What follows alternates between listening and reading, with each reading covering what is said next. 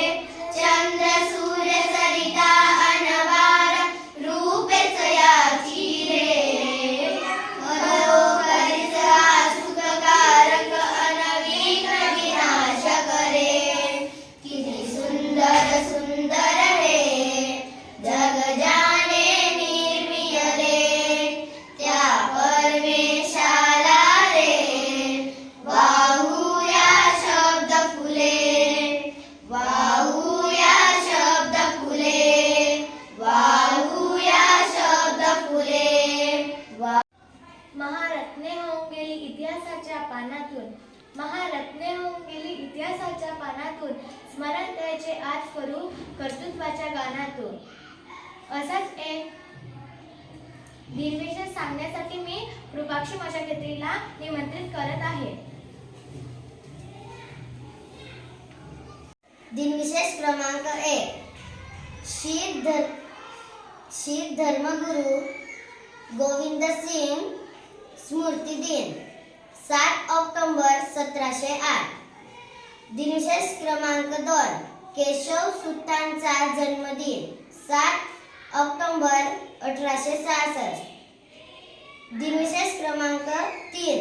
Madame Marie Curie जन्मदिन 7 October 1867. वायुसेना दिवस. थँक्यू कृपाक्षी.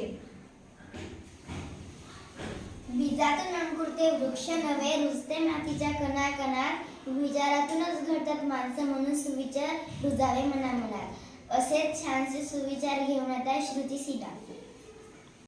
सुविचार क्रमांक 1. दररोज नवीन काहीतरी शिका. सुविचार क्रमांक 2. शाळा हे ज्ञानाचे मंदिर आहे. सुविचार क्रमांक 3. जीवन खूप सुंदर आहे. सुविचार क्रमांक 4. विद्या विनयने शोभते. सुविचार क्रमांक 5.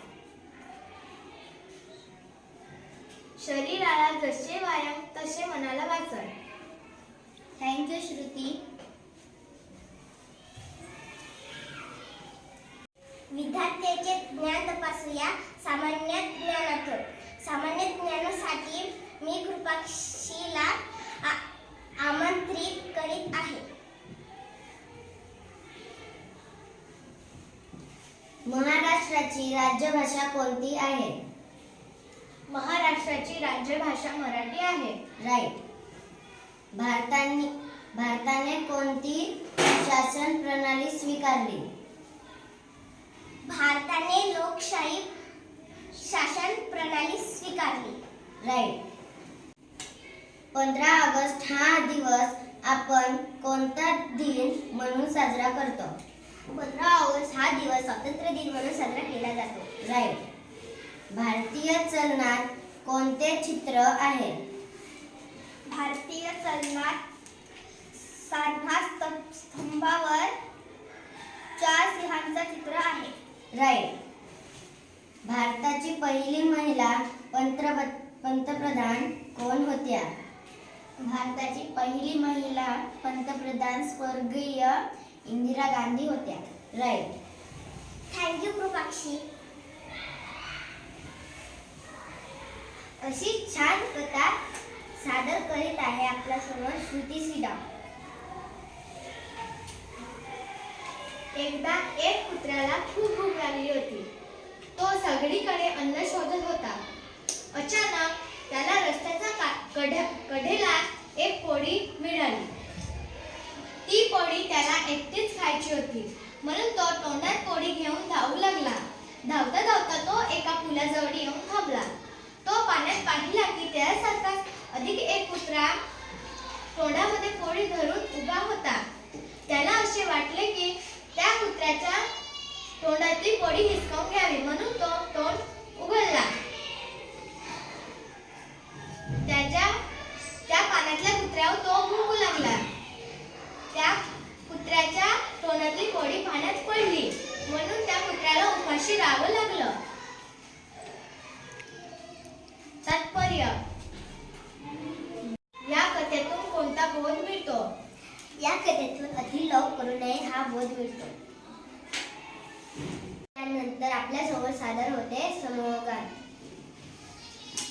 हिमाय भूमी धर्मभूमी कर्मभूमी आमुची महा